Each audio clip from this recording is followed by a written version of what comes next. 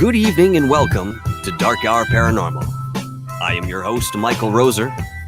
And tonight, folks, I want to thank everyone for joining us on this red-eyed journey into the evening here. We did just premiere a video over on Third Phase UFO Report, wherein we covered a few awesome vintage sightings. And along with that, we covered America's Stonehenge. Yes, it had its very own cut, folks. If you're interested in another aspect of the full-length documentary, you may check that out here on Dark Hour Paranormal and soon on Jared Murphy's YouTube channel as well. Folks, without further ado, we're going to get this rolling tonight. But once again, I want to thank all of you for being here with us. And that being said, first and foremost, Misty OC Dragons.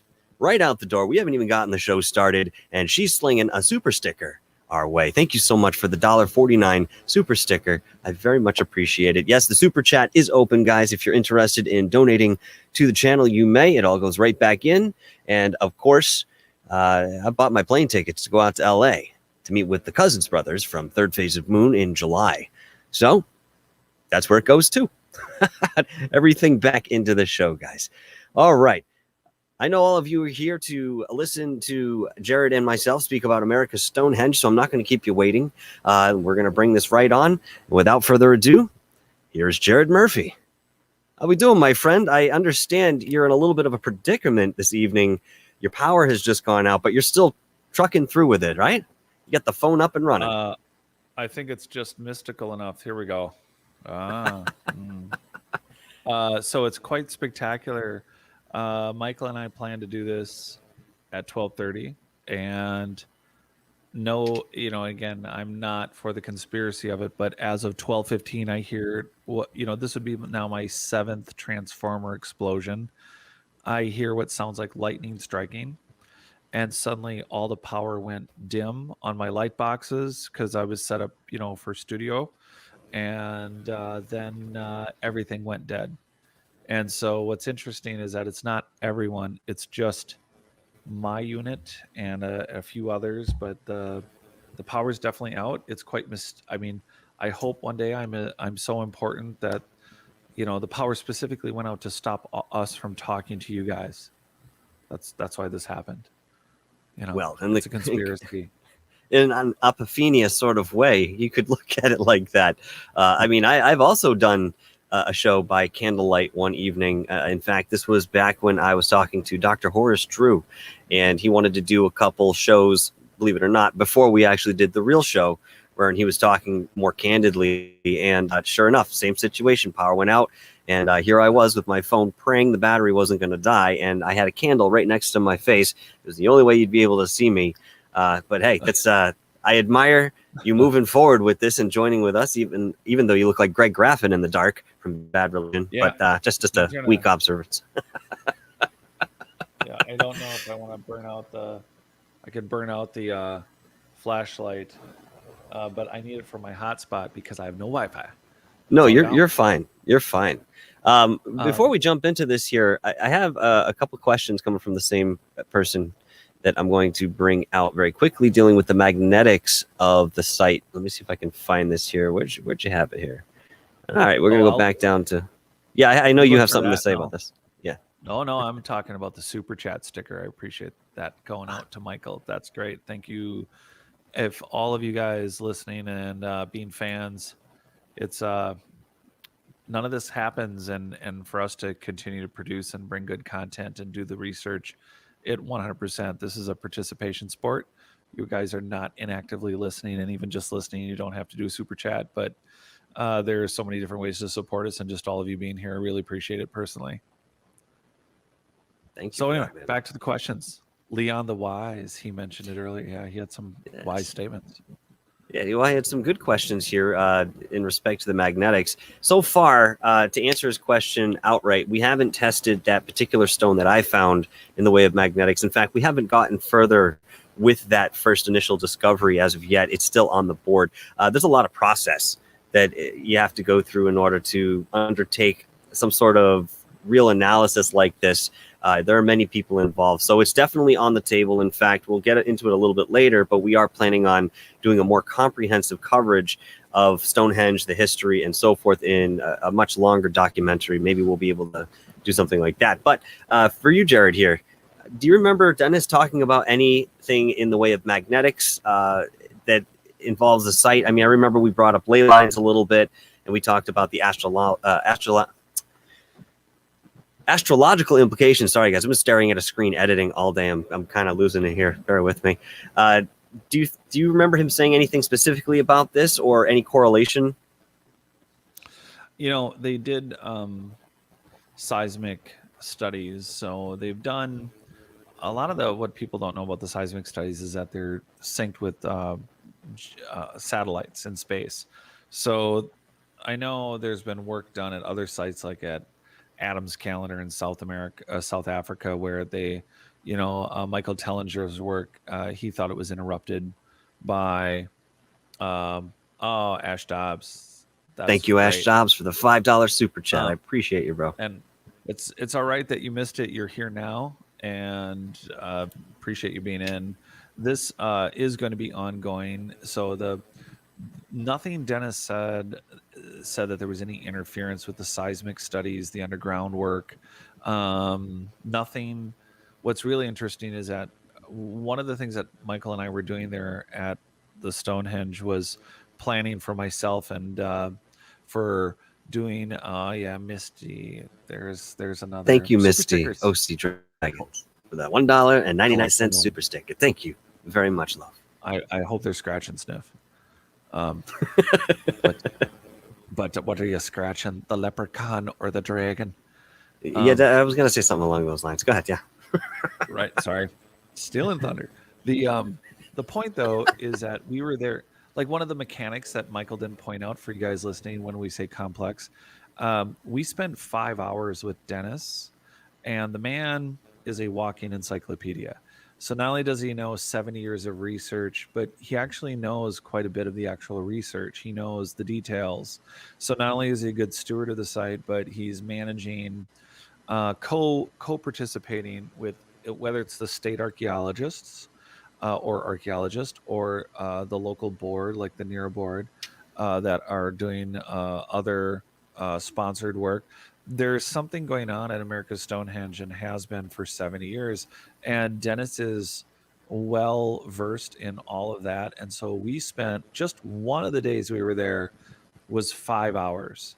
And you have to understand that this man's depth and breadth of information in general, not just on the site, but the surrounding indigenous histories, the theoretical inclusion of somebody mentioned in the chat that was just on. So we'll go over it, Ash. You won't miss anything. Part of it was could have been the Clovis people, and the Clovis are just the name given to. That's something that's almost dead. The horse is finally laying down in the field, but the idea that everyone in North and South America came over the land bridge from the Bering Straits. There are some new reports that are finally up, at least a public standard academic admission that there have been people here at least 33,000 years, which is sad because they're, Virginia Steen McIntyre in the 60s, and Michael Cremo's been a huge proponent of, yes, Betty, double kick chick. Thank you, Betty. Yes. Double kick chick with the $3 super sticker. Thank you so much, love. I appreciate that and all your support. I take back specifically anything about scratch and sniff. The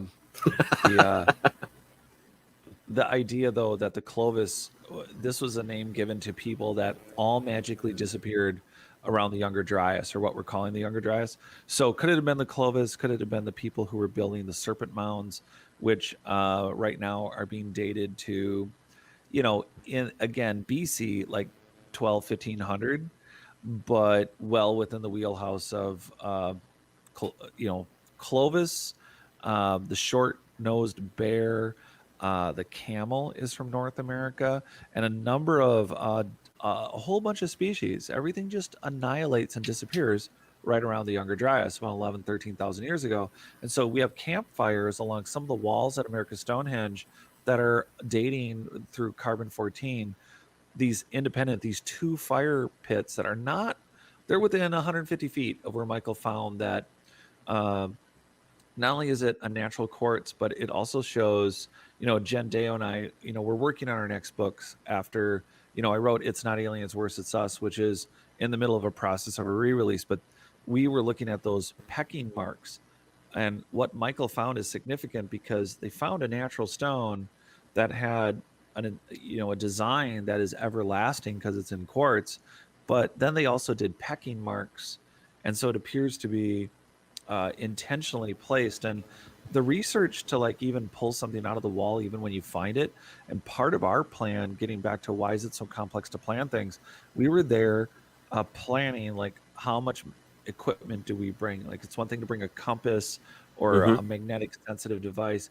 Apps don't work. Apps are okay to a point, but you don't want an app on the phone. You need hard magnetic detection equipment that has Yeah. you know gyroscopes and magnetically, physically hardwired magnetic instruments.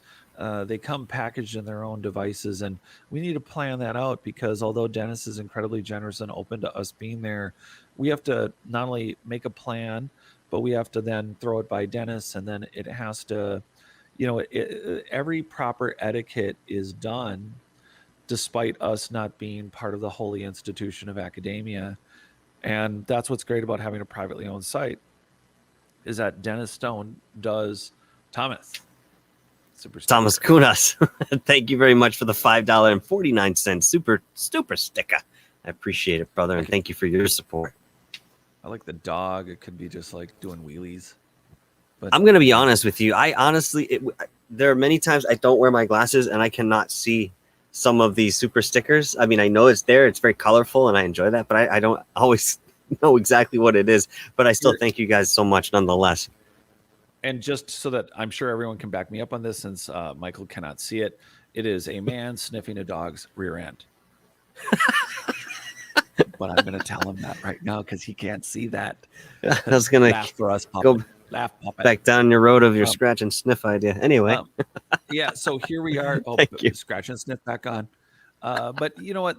What's important about this, and it's really exciting that everybody's joining us, is that we have a site where doing this preliminary work was a week's worth of work, and that was not including phone calls, interviews. There are a number of maps, a geological, a topographical. This is one of the first times on a site anywhere in any archaeological site where LiDAR, not just sky LiDAR, but handheld LiDAR is another animal. There's a whole another layer to LiDAR, and it includes handheld equipment on the ground. And that, along with the seismic, the geosurveys, mixed together to form a single map, which hadn't ever been done and is also new. And so the resulting maps and or the pieces of it are pieces that were, through Dennis's generosity, were sent to myself for Jennifer and I to review because we were going to, consider there's a dolmen possibly on site. So that includes what would be beyond Clovis. So to get back to the Clovis question, and the Clovis, again, is just a random name assigned to, well, it's not a random, it has its sources, but the idea that everyone came across this Bering Land Bridge, that's not true. The DNA is not showing that even in Eastern Europeans. Greetings, Dark Hour and guests and everyone. Yes, hello, sir. I'm trying to make it more silent so I don't break your train of thought. Sorry. No. And then the idea is we have DNA evidence showing that we have Phoenicians, we have genetic groups in the Eastern Seaboard and elsewhere that, and including the Paracas in Peru and the assorted other elongated skulled people in the Hueyatlaco, northern Mexico, Virginia Steam McIntyre site being 275,000 years old, Cuicuilco, the pyramid that is at least 8,000 to 12,000 years old. We have a number of seashell pyramids and structures that are, we have primitive Neolithic, Eolithic style constructions, like primitive, but we also have large megalithic buildings all across this continent, so by North America, Central America, and South America, and we have indications of primitive and more advanced people being here. So part of this site is to determine, was it just occupied by indigenous? Was it occupied and adapted by indigenous? And it was a pre-known indigenous people that were here? Were some of them through the Bering Land Bridge, or were they coming from the south? Were they Mayans? Were they Aztecs? Were they some of the theories, if you've seen America Unearthed, some of the, and I'm just referencing it for funsies, but Yep. the I reality was is going that, to as well. yeah, and some of the stuff could be from, Arizona. There's signs that the Aztecs or the Mayans were as far north as, Wisconsin, and the East Coast would not be far off from that. And it's pretty clear from maps that we've been looking at for Vineland, the Viking map that got brought up on third phase. Did you see that? Some people were asking about Vikings. Could it have been Vikings? And it's like, why not? I mean, There's a possibility. Yeah, there's an absolute possibility. What was that? I love Antonio Banderas, but what was that terrible movie of like evil zombie Vikings and the 13th Warrior? Yes. Okay. Yeah, I know what you're talking about. I haven't seen it, but I know what you're talking about. I'm fairly confident they modeled the zombie Viking warriors coming out of rock dens that were very similar to America's Stonehenge, just to make a point.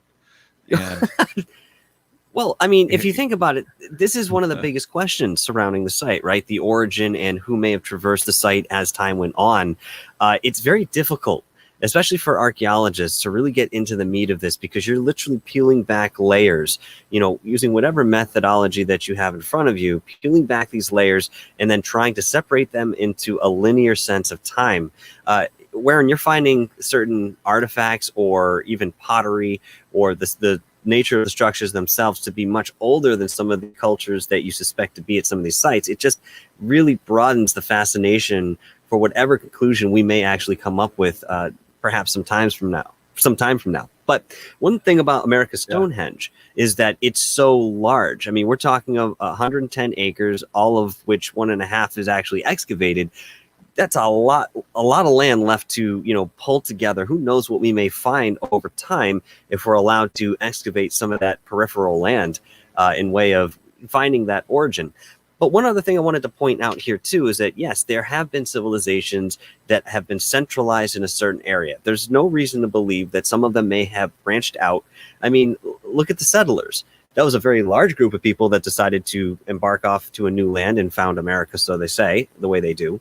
But that being said, they were still English. And if you were to look back and have the wrong sense of history and say only English people lived in this one particular area, we just haven't seen any evidence looking across the big pond, so to say. If that was the situation, you might have something similar in the way of perhaps even not the Polynesians, Phoenicians coming by. And this is where I was going to reference America Unearthed, wherein they actually showed a coin from the Phoenician era that showed some of the continents that they had drawn out on the bottom there. And sure enough, these are the continents that they had visited, and America was right there. North America was right there on the coin. So what does that mean? I mean, when you find evidence like that still deep within the history of the culture, within artifacts found in the area they believe they're supposed to be, and now we're seeing a correlation somewhere else in the world, they were seafaring people. Why couldn't some other cultures who were just not familiar with the entirety of what they did not had that sort of aspect as well? And again, we're just still becoming familiar with it. That's exactly dead on. And that's what's hard and it came up at the third phase in the chat. There were people making very solid comments about, hey, what about history not being lineal, and why are historians having such a hard time accepting the new data? And it is a very ingrained, it is a very scratch my back, scratch yours, approve my paper, I approve yours. And we've built an entire collegiate, a very large multi-billion-dollar business on it. And also people don't like to be wrong. And the problem is that it looks even worse when you're staring at what does appear, the blinky board analogy. You've been banging on a blinky board and someone walks up and says, why are you banging on a 747 like that? That's a control panel. And you're inside a 747 and they don't see it. They didn't see it. And so it's really hard to not only be wrong, but be wrong in really big ways and like across the board and Mhm. interdisciplinary. I mean, geologists are geologists. It's really easy for them to come into an area and see what the rocks are saying. It's something completely different than an anthropologist that's poking a pinhole in a magazine or a book and saying, "Tell me the content of the magazine through this pinhole." That's Right. not a realistic, you know. So there's reasons why it's not being accepted, but at the same time, I think people like us doing the research we're doing, bringing it to everyone having this open dialogue. This is the real history room. You don't need to Mm. pay. Well, super stickers are great, but the idea of uh, and supporting the channels and not aliens, that's great. Buying books, but getting us in this frame of mind that we're open to not just, it's not about belief. We all have to be ready. I've said this, I haven't said this in a while, so I'm going to repeat it. We all have to be ready to be wrong, but we have to keep dumping theories. I mean, you definitely have a problem if you're maintaining a theory for 140 years and there's been no movement. I think you have the wrong theory. How about that? I would say intellectually, that's the deduction, right? Yeah. Third phase of Moon. So, What's up, guys? Good yeah, to see you. Thanks for yeah. being here with us, as I know you always are in the background, at the very least. My guys, Third Phase of Moon. Guys, if you're not familiar with this channel, please go and check them out for the most latest, updated, and late breaking stories covered before anybody else. They ask, when are you guys going back to the location with some GPR? Have you gotten So, anything solid in that? Yeah, go ahead, because we were talking about this. yeah, yeah. So, like I said, part of what we can't share right away is just that Dennis was generous enough to share because he knew Jennifer being a part of the Archeo Priest Society as an actual archaeologist, degreed and field studied in and worked in Jordan, Syria, Iraq, and Yucca Mountain in Nevada. Jennifer and I were planning to do work at America's Stonehenge, and there are detailed ground penetrating radar maps. And that's why we know that there's a likely suspected dolmen not very far from where Michael saw that insignia.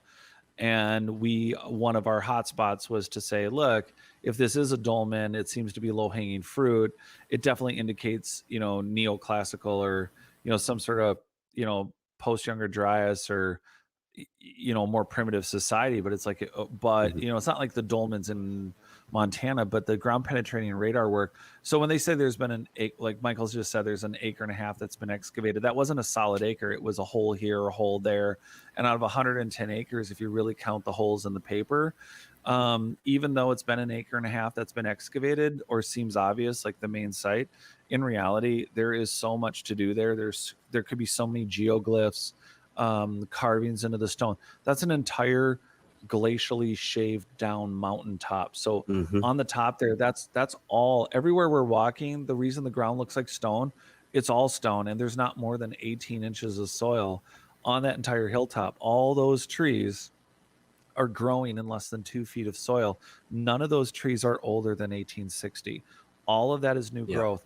Indigenous people had burned and kept miles and miles and miles of that area to grasslands for grazing herds to make easy hits for hunting.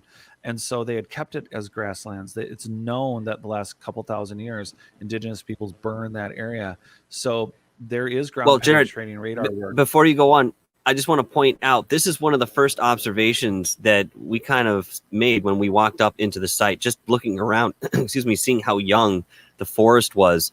So I just wanted to interject and let people know. Yeah, thank you. Yeah, because I asked Dennis right away, and I felt like we were on a trip with a good school teacher or something. He's like, Jared, that's a very good point. Well, thank you, Dennis. Do I get a sticker? Yeah, And it was awesome. he was, yeah, I mean, they're in the middle of clearing 15 acres, just so everyone knows. Right now, they're doing exactly that. There have been things that they've missed on their own site because some of the underbrush just had been so intrusive to the walls and to the existing site. They've been on a 15-acre clearing plan to try to expose, and that also helps with excavations. But yeah, the ground penetrating radar work has been extensively done in that primary, not just the primary site, but one of the things that came up that was super exciting was the idea that they've been aware that there could be a dolmen So it's a giant multi-ton stone sitting on, sitting on posts. And so that, yeah, okay. So a third phase, this is a great point. So we're standing up there. Michael's like in the zone from discovering things. And we're standing out looking at one of the solstice points or the equinox points. And I asked Dennis, hey, these surrounding mountainsides. Oh, and by the way, tying into the UFO thing, I don't think we brought it up on a prior show, but just so you guys know, the colonel that flew the F-22 and was alongside the Tic Tac. He lives near one of the radar towers that you can see from America's Stonehenge. So the actual colonel flying that F-22 for the Tic Tac video is David within Fravor. sight line of, Yeah. but he's on another mountainside. But what's interesting is that you can see miles. You have to picture this area. There's no trees for miles and miles and miles, and all you have is basically Lord of the Ring hilltop after Lord of the Ring hilltop, where if you had a greater community with some of these 800 sites, and not all sacrificial or ceremonial, or maybe a learning center, or maybe a functionary center, a marketplace, depending on the generation and the aging, right? 1,000 years ago, 2,000, 6,000, 8,000, 10,000, you can see. And I asked Dennis, are there alignments to dolmens or other cave systems that are similar looking to this? And he said, Mhm. absolutely 100%. It wasn't something they could identify in the 70s, but it was definitely something that once they had Google Earth, once they had something satellite mapping, they were able to see that there are alignments to private property that contain sites in that valley system. And the real question is that if we get over to one of those hills 20 miles away or 10 miles away or 5 miles away, and then we continue on, do they continue into other valleys? Do they continue into Pennsylvania? Is it actually part of a collective network? And it's so blurred right now. We need the LiDAR, we need the OSL, we need the ground penetrating radar, because we need to be able to find how many hilltops are lining up over how many hundreds or miles. It's Well, really fascinating. I mean, I think you're, correct me if I'm wrong, but I think you're talking about what I'm about to mention. When you stood at the top of America's Stonehenge and you looked out through the cleared ways wherein the monolith stood for the solstices and so forth, one thing you noticed looking along the ridge line of the trees is that there was this very serpentine-like movement to the trees. And I think it was in some way they were setting up some of these monoliths that would actually go and fall right in line with the serpentine aspect of the skyline. Was it some of the walls, I believe, had the same sort of figure that if you were to line them up in a certain way, you would Yeah, be so able to. Dennis was pointing out that as they cleared the trees, that there was a theory that the hillsides, and again, these are shaved down mountains, so I keep switching between hills and mountains, but it's very Colorado feeling. There's these big pine trees, and anyone who's driven in Colorado, the roads as they wind and twist through neighborhoods that are in the mountains. I think everybody kind of gets it, but that's what New Hampshire feels like. And the area has these other hilltops or mountaintops that clearly were similarly. I mean, here's the thing: it's kind of like looking at a cloud and you see something and you think I see a shape in this cloud.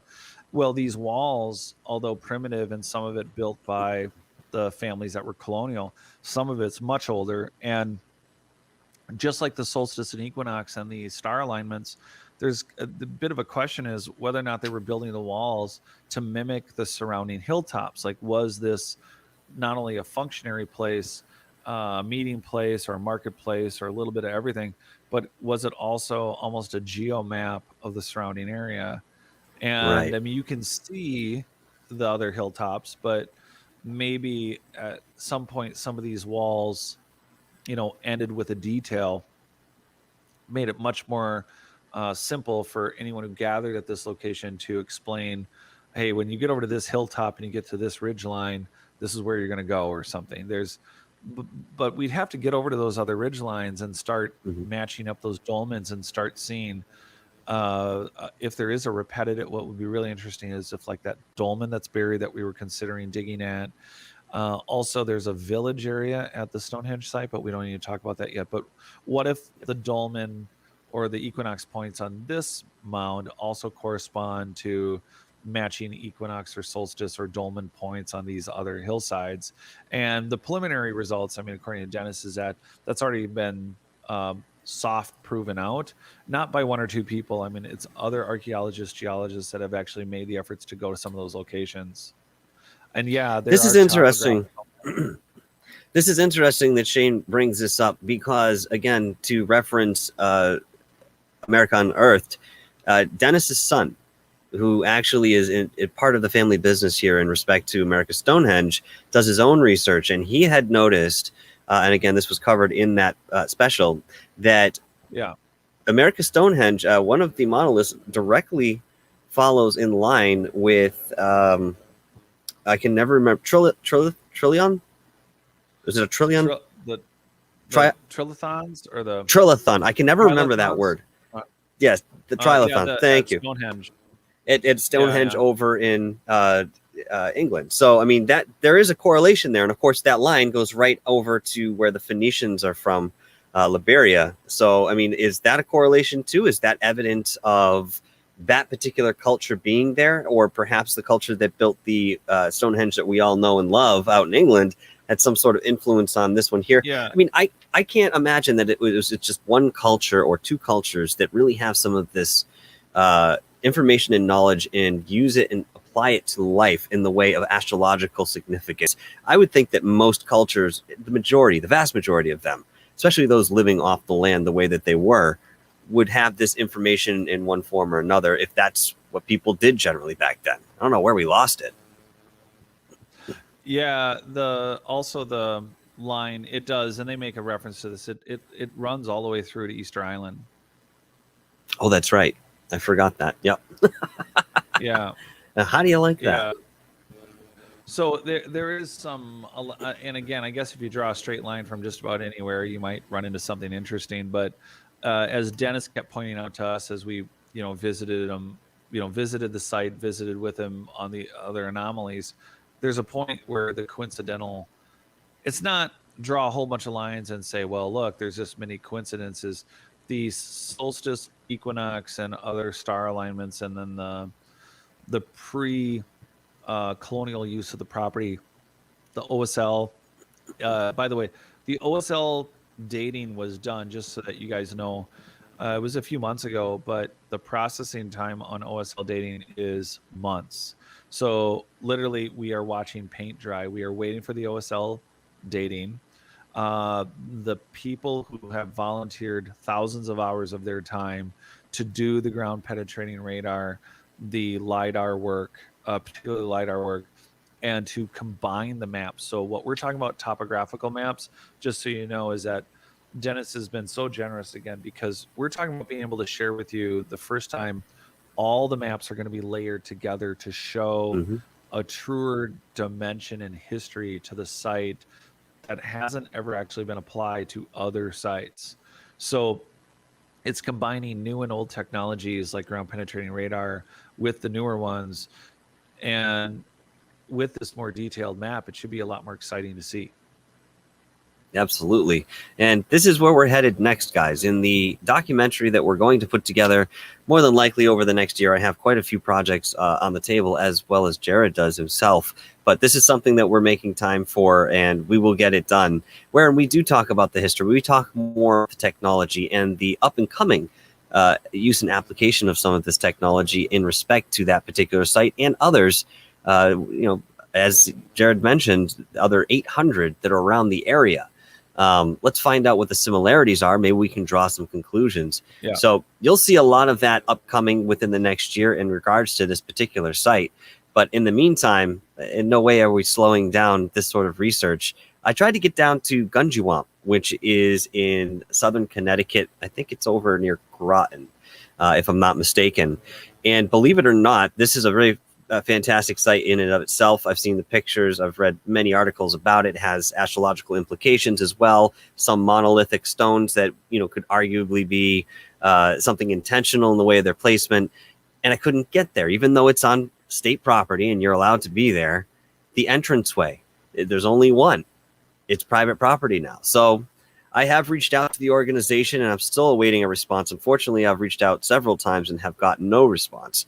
But, this type of work is a lot of fun, and we learn more about our history. We learn more about the esoterics, because in understanding these cultures, we're coming up with different perceptions of life. As I've said before, maybe somebody who began with, some particular type of tool, maybe a shovel, and where we just continued with that same model, they took it a different direction entirely.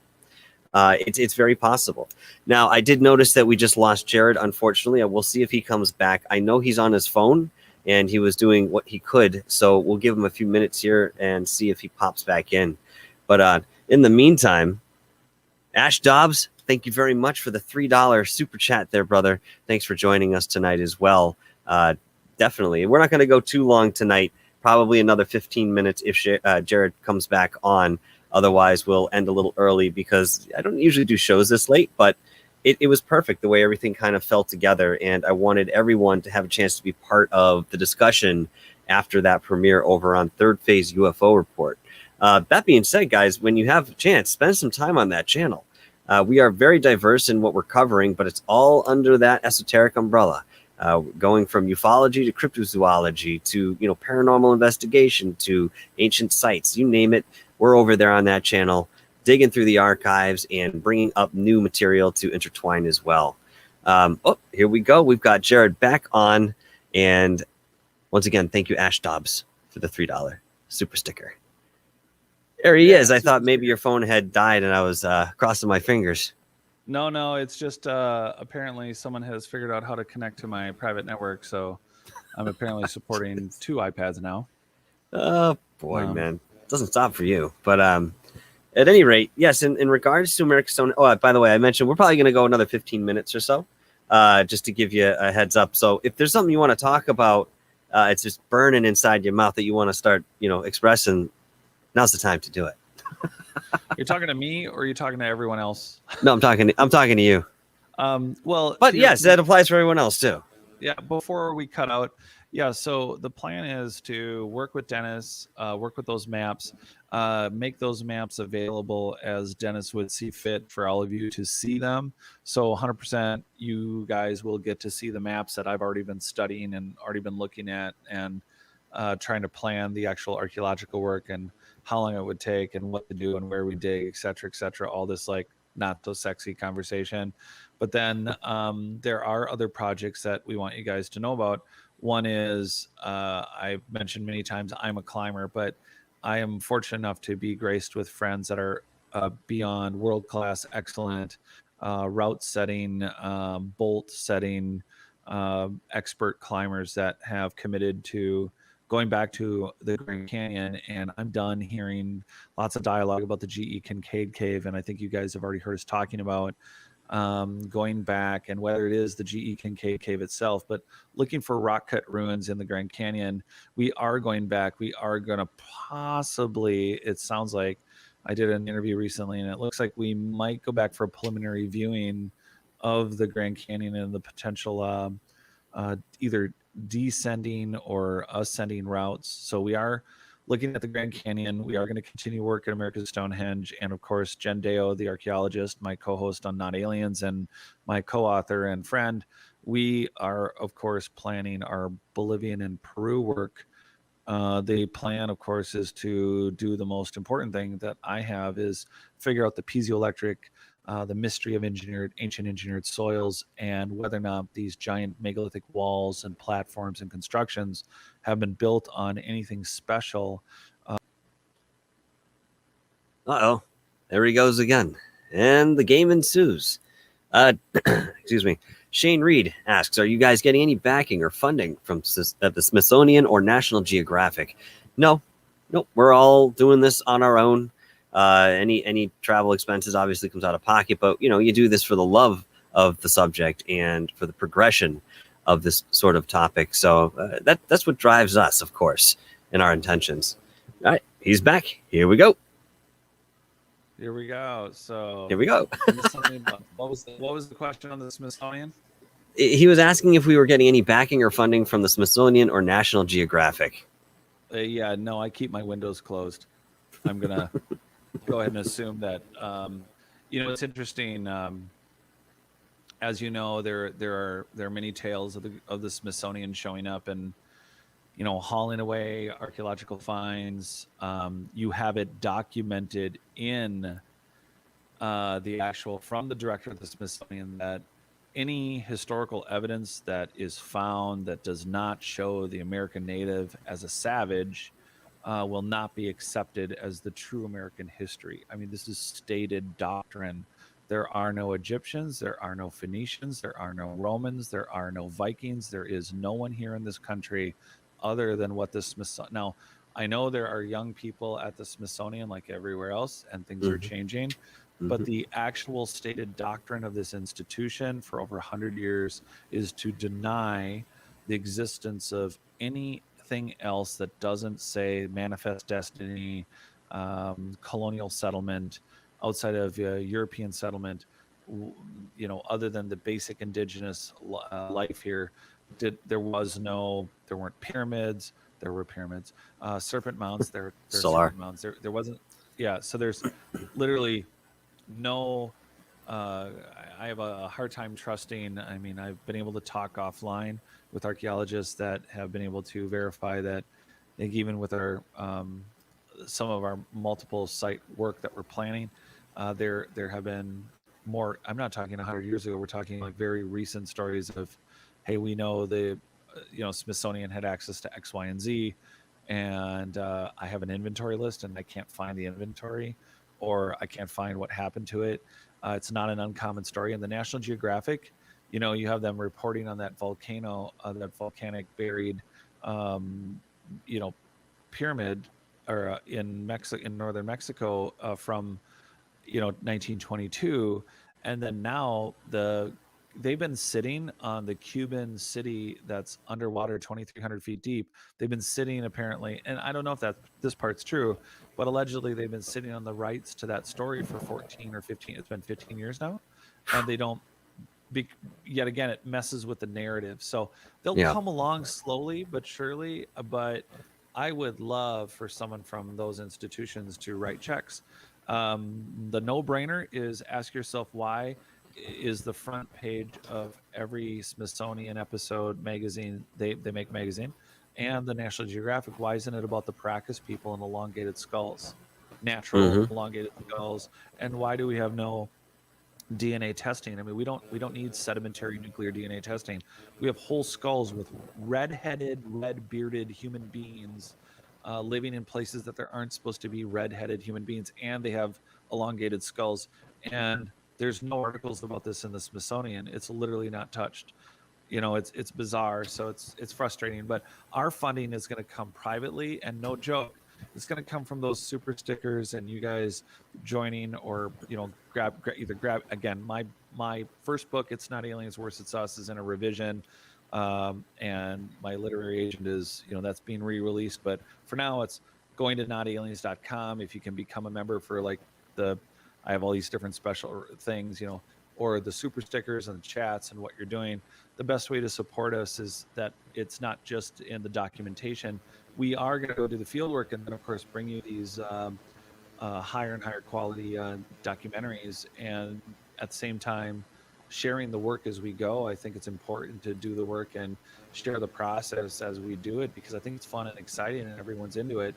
So you guys are asking all the right questions, and some of those things, like that ground penetrating radar, like the OSL work right now that's been Hmm. done at America's Stonehenge.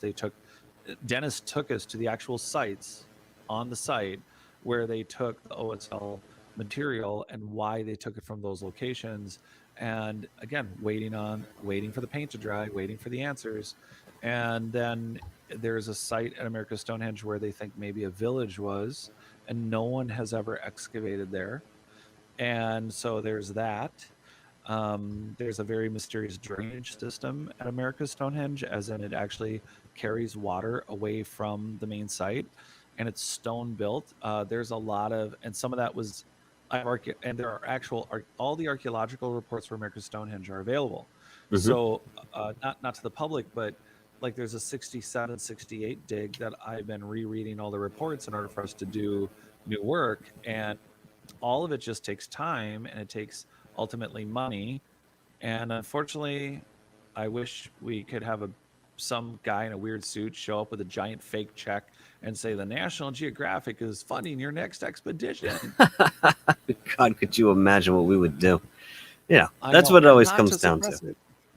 Yeah, Right? no, well, that's the thing. You start getting funding from some of the bigger organizations. They start making requests in respect to what you find, and guess what? It's no longer valid or genuine, so you don't move Yeah. further. But this is a site of immense curiosity. There's Yes. very little that's conclusively known about it, and it literally is going on a treasure hunt. But there's so many heavy, deep gravity implications to what you find in that journey that Yeah. it's really interesting, and it does affect you. It impacts you personally when to be up on one of those It sites. does.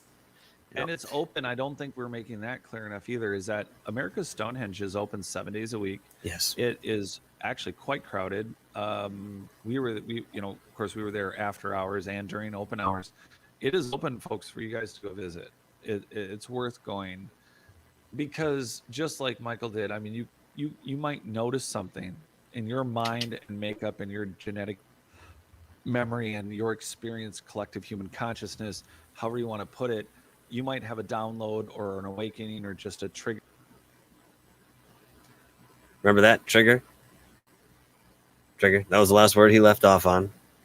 Thank you guys once again for joining us and sticking with us through the entirety of our broadcast. Here we go. Triggering was the last word. What That was the last thing. Triggering. Yeah, it might trigger your own memories and experiences to have a hunch about something you see at this site that no one has ever noticed, and it could be anything. It could be another wall. It could be something like one of these quartz. They do think quartz mining was done at the site, but more importantly, when we sweep away some of this thin soil, what are we going to see carved literally into the rock side? Are we going to find channels that were intentionally made on the larger rock? We don't know. Are there geoglyphs? Don't know. And those are all possibilities. And there is just a wide amount of work that can be done at America's Stonehenge.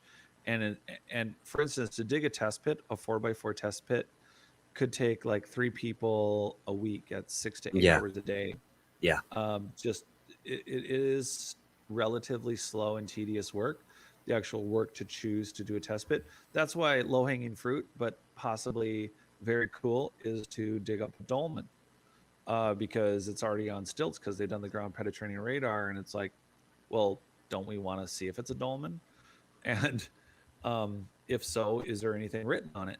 Because part of it's exposed, but what about the bottom, or what about the sides, or and again, OSL dating. So like what happens if you get it exposed and we do OSL dating and it dates even, it gives us a third strange date. Like if there are 2 campfires, one's around 7 to 8,000 and one campfire is 9 to 10,000. And then the other OSL dating comes in, and then the dolmen gets tested. And what if that goes back pre-Younger Dryas, or it goes back even further? So those are all questions, and we want to bring you quality content. I think part of it is we want to do the research that's going to unlock the total mystery of the human race, and there are chapters of it, and those are all very important chapters. But we have a large, ancient, megalithic, highly engineered, worldwide, global culture that existed at one point, and their memories are locked in our genes, and they're possibly also locked in this extra community, like Steve-O pointed out in the chat on Third Phase. Absolutely, that's the premise of my book, is that very advanced humans did survive, and the UFOs you're looking at are not interdimensional space traveling anthropologists, but possibly humans that have always been here, that recovered from multiple catastrophes and continue to develop technology that allow them to come and go and really treat us like we treat the tribes we leave alone in the deserts and in the jungles. And so these are all the interesting mysteries we're attacking. And I don't know. Well, there he goes again. Well, we're going to wrap it up in just a moment anyway. When he comes back on, we'll close out the show. I did see a couple questions here. Believe it or not, I could kind of make this out here. Jared, hang on one second. I'm just going to pull up a couple questions, and then we'll we'll wrap it up for the evening. First question is from Shane Reed. He asks, "Can you get permits to do a small dig?" So yeah, everything. This is a private property. The state archaeologist gets involved. So there's some different kinds of possibilities. One is because it's Dennis's site, it's only Dennis, and this is why he should be recognized. Dennis could go with a bulldozer tomorrow and end it. Dennis could do whatever Dennis wants with America's Stonehenge. He does not have to be a steward, but he is. So the first person that has to approve anything, in fact, this includes Baalbek, Lebanon. Everybody gets excited about those giant, the stone. I just hate the name of it, the stone of the pregnant mother. It's a 1,200-ton stone in the quarry. It's near Baalbek. That's private property. That won't even be open to us if it was owned by the government. They would be doing what they're doing at Göbekli Tepe right now and pouring parking ramps. They're pouring parking areas on top of unexcavated ruins. And you got to wonder why. But here we are with this site where it's Dennis who we have to make a plan.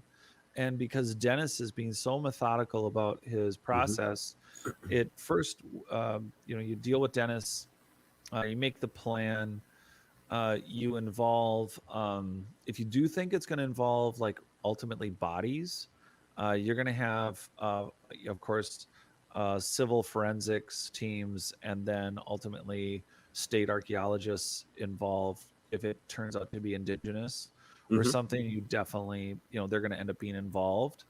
But the site being private. I got to give him credit. He keeps coming back. It's like the kid getting kicked out of class. He just keeps showing up through the window. No, that's good. Here we go. Oh my gosh, guys, I'm so sorry. I can't believe I'm sitting in the dark with the iPad lighting me and answering your questions. I'm so sorry. We know the ghosts are getting to you. We know. I feel like I'm at a campfire and I should start telling a story.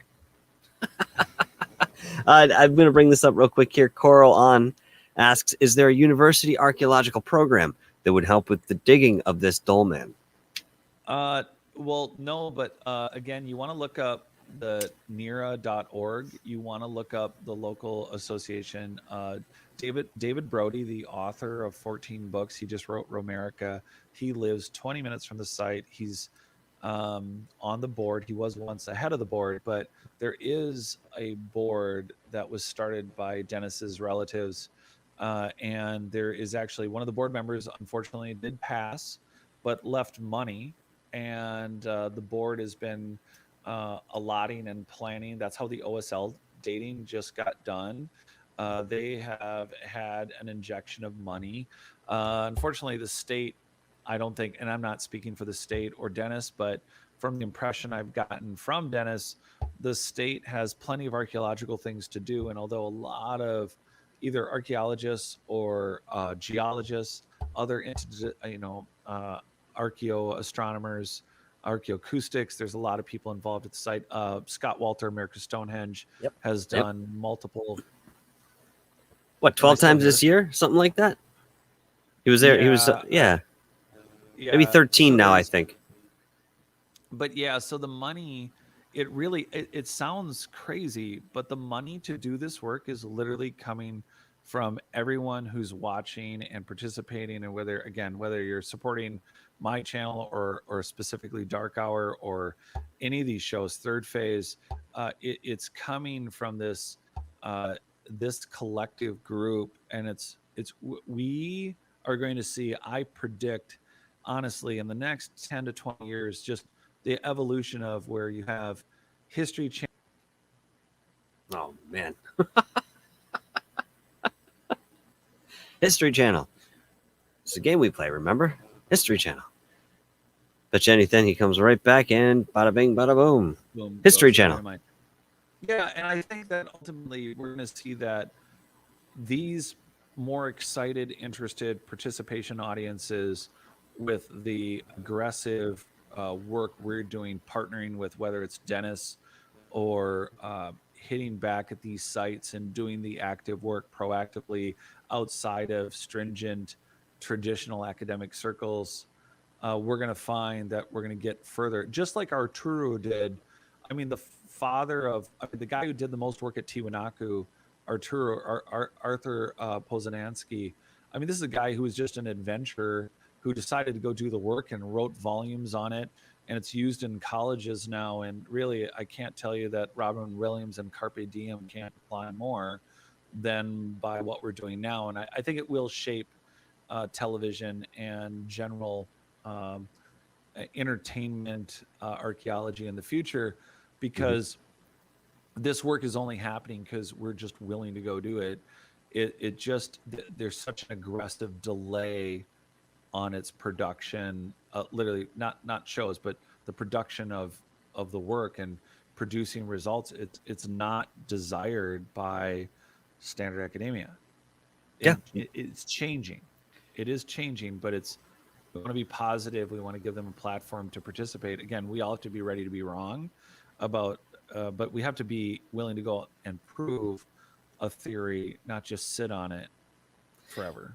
That's a big thing. That's a big thing, even in certain fields that we talk about, especially ufology. People sit on certain things, whether it's evidence that is supportive of a certain narrative, or they're holding it for some personal reason because they're going to release it at a time that's more convenient for them, or more monetizable. These are things that we can't do. Simply put, you can't do it. And if you do, you're more or less hindering the progression of this field rather than helping in any way, even if you do eventually release what you have. That's important to remember. Yes, we all need to make a living. I get that. But again, as I've mentioned, there's a very stark difference between doing something for the money with the expectation that, okay, I'm going to make money. This is what I'm doing. That's my drive, my motivation. And having money be the result of your work. Big difference there. But Jared, we're going to close up for the evening. Please let everybody know where they can find you. And I'll just remind people very quickly that, again, Jared does have a YouTube channel, and it is Not Aliens. Go and check that out and like and subscribe to all his videos and, of course, his channel. But Jared, in your own words. Oh, please do what he said, I guess.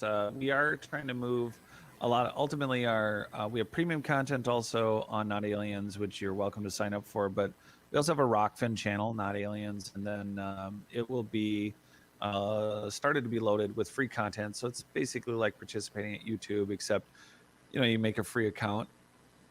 You do not have to pay at Rockfin if you just want to do free content. But that's another option. Otherwise, notaliens.com generally shows interview and show schedule. There are some major updates going on with the website. And of course, like I said, the book is in a revision. The audio book is available. All this will be in the description as well, folks. So you can reference this in way of what gets forgotten. So again, here he is. One more time. So subscribe on the YouTube.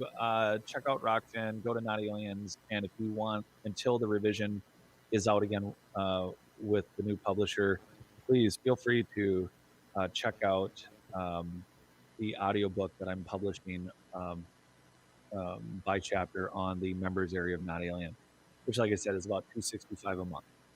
If you'd like to do it, there's some different membership options. So, awesome. Absolutely. and of course here, yes, of course.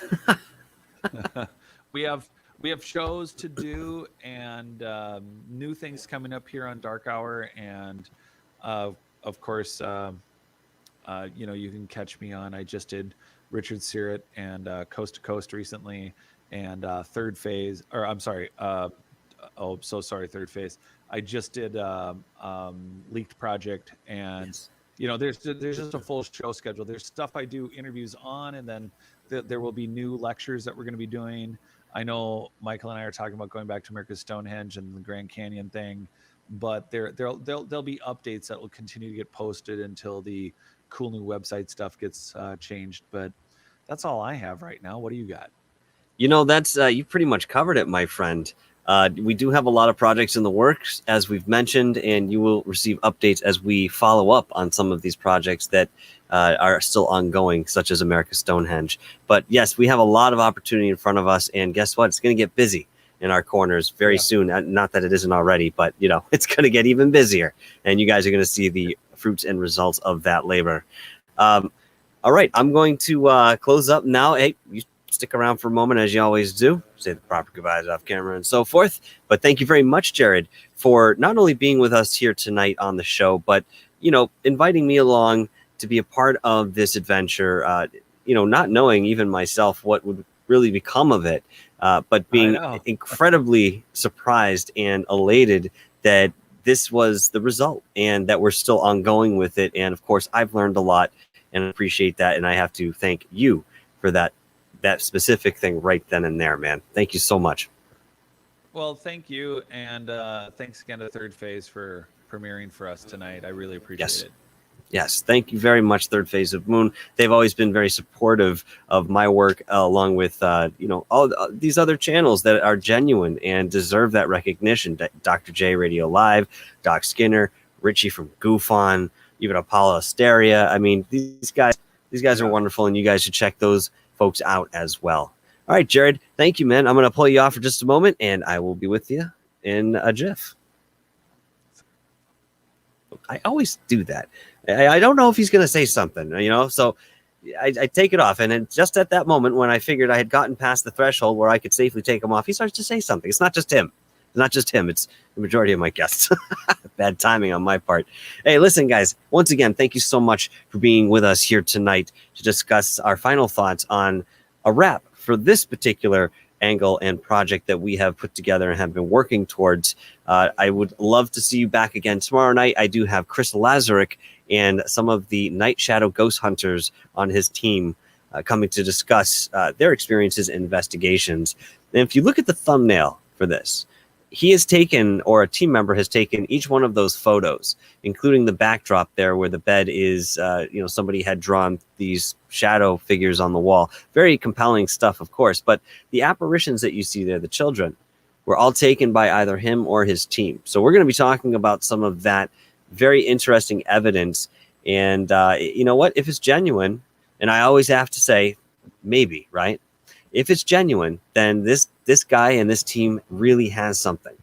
That being said, I have also lended my energies towards their efforts, so I will be going out with them and documenting not only what they do as a team, but the particular locations and the way that you've seen some of my previous premieres. So keep your eyes open for that. I'm really setting a lot of work out for myself, but God damn, is it fun and rewarding just doing this stuff and seeing it come together and watching you guys interact and express your opinions about the material. It's just incredible. Can't thank you guys enough. So that being said, until tomorrow night, 8 o'clock p.m. Eastern time, 5 o'clock Pacific, we will be again with Chris Lazarick. You guys stay up. No, don't stay up. It's actually getting kind of late. Go to bed. Stay curious. Stay inquisitive, saying the same thing. And stick around, guys. There's much, much more to come. I forget anybody. Anybody seen Richie? I saw him. He was on earlier. Guys, go check out his show.